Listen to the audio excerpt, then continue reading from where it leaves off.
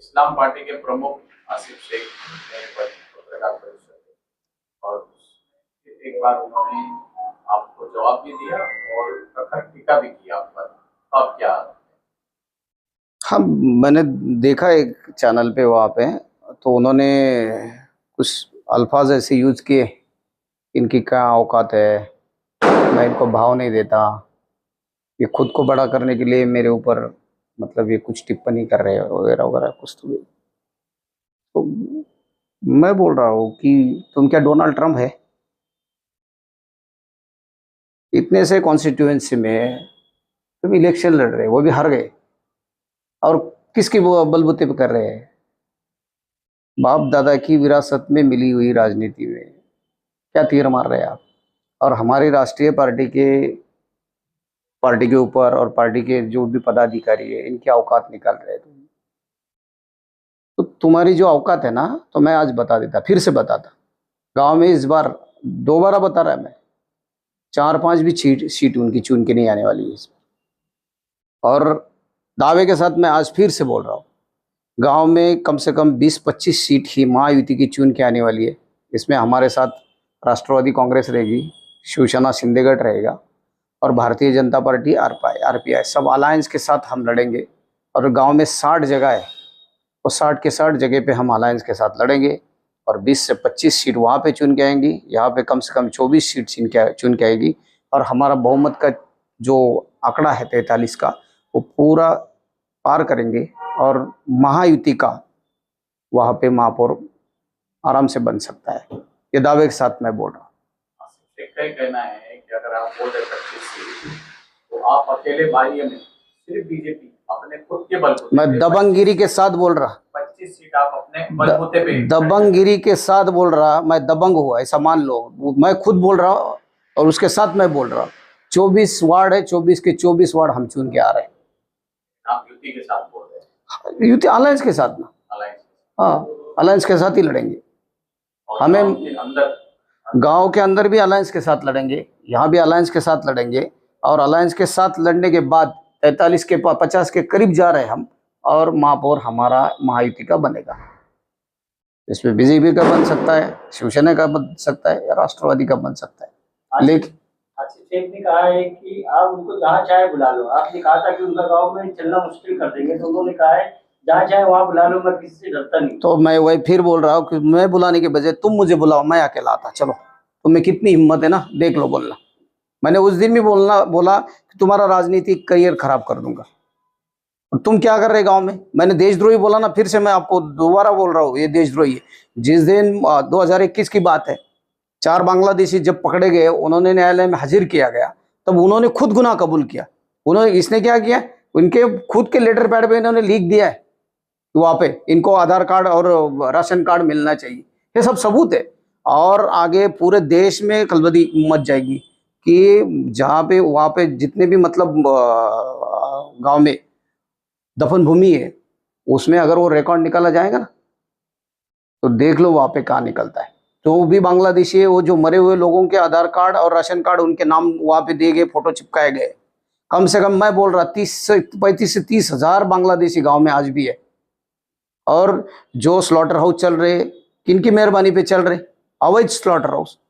और ये भी बोल रहा मैं फिर से, अगर हमारे कोई भी गोरक्षक के बाल को भी धक्का लगा ना, तो याद रखना, मैं आसिफ शेख को छोड़ूंगा नहीं। आपने दो ही कहा, उन्होंने कहा कि मैं हिंदुस्तानी और मालेगांव में जो हिंदुस्तानी मुसलमान रहते हैं, मैं उनकी रक्षा करूंगा। अगर आप उसको देशद्रोही समझते हो तो समझते रहो। अरे तो कौन बोल रहा भाई? करो ना, उनकी रक्षा करो ना, लेकिन किसी पार्टी को नीचा दिखा के या किसी पार्टी को फिरका बरसते बोलने का अधिकार तुमको किसने दिया? और पार्टी के जो भी बड़े बड़े पदाधिकारी हमारे बैठे हैं और उनकी औकात निकल रही, तो तुम क्या डोनाल्ड ट्रम्प थोड़ी है? तुम्हारी क्या औकात है फिर? मैं तो फिर बोल रहा, 4-5 सीट की 4-5 सीट खड़ी तो तुम पूरी कर सकते हैं, तो वो भी मिलते कि नहीं, उम्मीदवार देख लो, और 4-5 के ऊपर तुम चुन के लाओ। आसिफ शेख ने कहा है कि मैं कुरैशियों का साथ देता रहूं। अगर आप कुरैशी का साथ देते रहेंगे ना, तो हम भी वहाँ पे जितने भी अवैध कत्ल खाने और जितने भी कुरैशी है ना, उनको कानूनी दायरे में लाके क्या सजा देते, वो भी तुम देख लो। फिर कितनी लड़ाई लड़ते ना, लड़ो फिर। एक गाय भी अगर हमारी गौ हत्या हुई ना, तो याद रखना, तो आसिफ शेख को हम छोड़ेंगे नहीं। तो हत्या को रोकने का काम कानून का है। कानून का है ना, कानून अपना काम कर रहा है, लेकिन हमारी नजर कानून सब तरफ थोड़ी क्या कानून का आके है। हमें अगर हमारी नजर में आ रहा है तो हम थोड़ी छोड़ेंगे।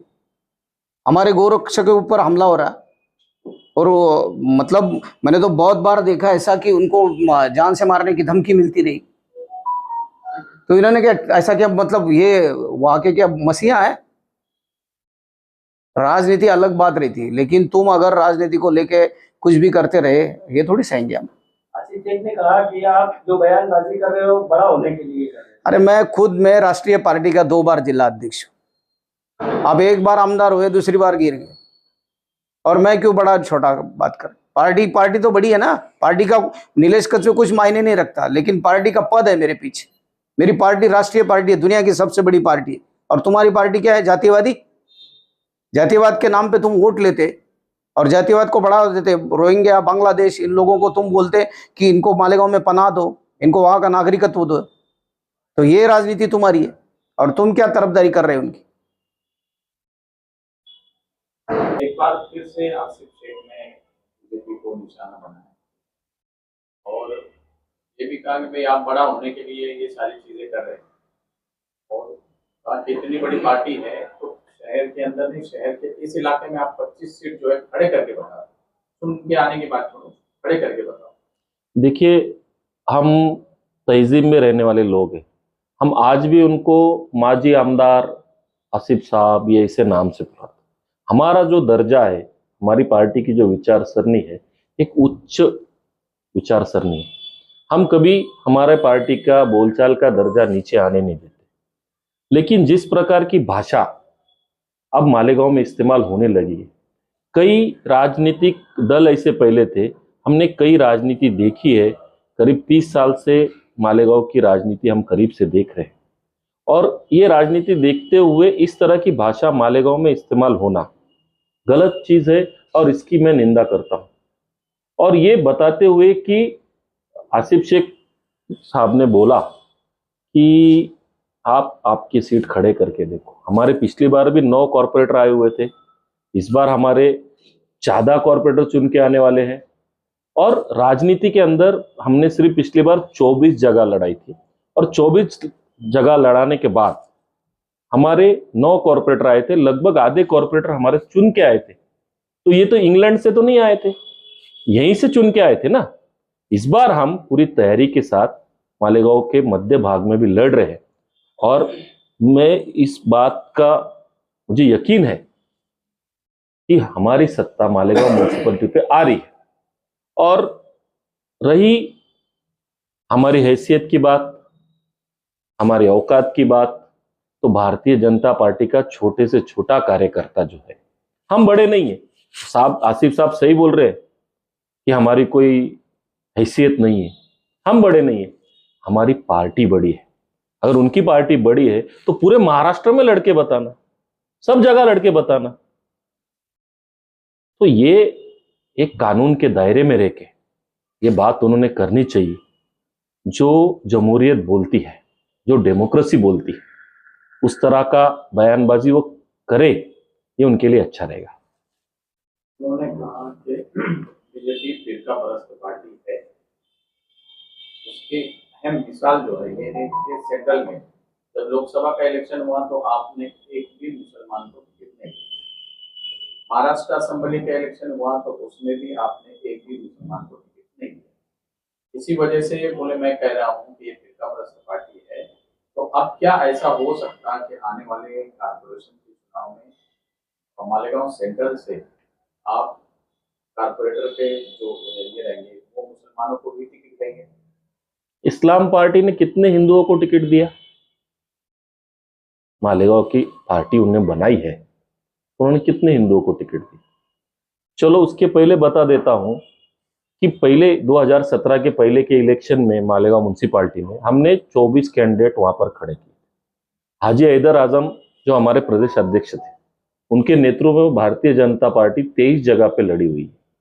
हमने वहां प्रचार किया है। तो फिर हमने किसको टिकट दिए थे? बाहर से तो नहीं आए थे, हमने मुस्लिम समाज को ही टिकट दिए थे। अब जमहूरियत में, डेमोक्रेसी में वोट देना लोगों का अधिकार है, और लोग किसको चुनते हैं, उनका नुमाइंदा किसे चुनते हैं। ये सब बेवजह की बातें करने की जगह उन्होंने किए हुए विकास पे बात करना, मालेगांव की परिस्थिति पे बात करना, मालेगांव में कितने आज लोगों को तकलीफ है। मैं कई जगह पे जाता हूं तो 3 मीटर का 3 फुट का भी रास्ता नहीं है, वहां पे रास्तों की बात करना, विकास की बात करना, फिरका परिस्थिति की बात उन्होंने नहीं करना। इलेक्शन फिरका परिस्थिति पे नहीं, विकास की बात पे होना चाहिए, 100% होना चाहिए। जमहूरियत में जिस आदमी को चुन के दिया जाता है, जो आदमी वहां पर जाके सत्ता में बैठता है, तो उसके पास कोई घर के मिसाइल तो जाते नहीं है, उसके पास रास्ते के, गटर के, मीटर के। आज भी मालेगांव वाटर गटर मीटर की राजनीति में परेशान है। आप नासिक देख लो, बॉम्बे देख लो, बाजू में रिंग रोड बन रहे हैं, हमारे बाजू में धुलिया है, वो हमसे ज्यादा प्रगति कर रहा है। छोटा सा 40 गांव है, वो हमसे ज्यादा विकास की दौड़ रहा है। हम कौन से युग में रह रहे? तो ये सब बातें करने की जगह, अपनी राजनीति चमकाने की जगह, हमारी औकात निकालने की जगह खुद की राजनीति पे ध्यान दे, तो उनकी जो 2-5 सीटें आने वाली है ना, वो बच जाएंगी।